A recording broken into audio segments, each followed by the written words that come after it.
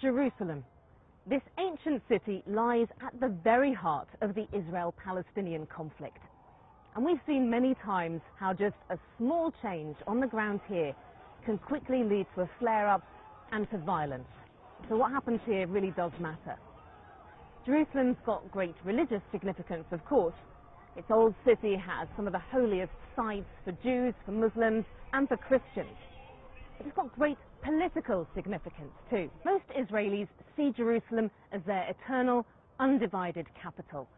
Not long after the modern state of Israel was created in 1948, the Israeli parliament was set up in the west of the city. But it wasn't until the 1967 war with neighboring Arab countries that Israel captured East Jerusalem, including the Old City, and it later annexed it in a move that's not recognized internationally.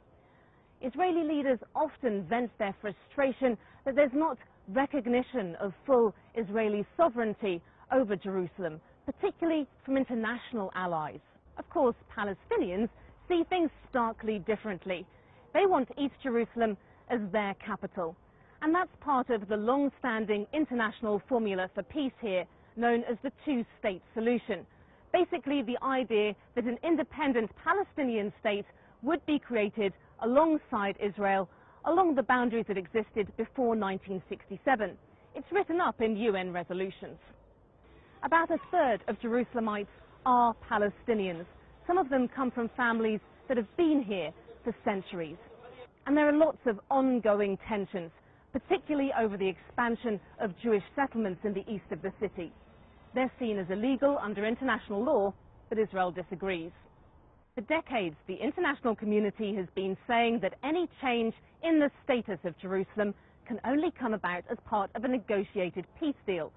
So for now, all countries with embassies in Israel keep them in or near to Tel Aviv, and they just have consulates in Jerusalem.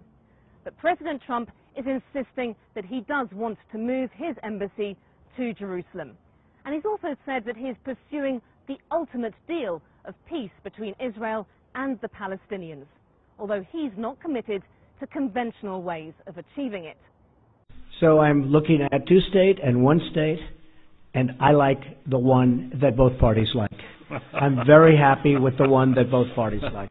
Just more evidence that with this US administration, options that were once seen as off bounds, off limits, are now up for serious consideration.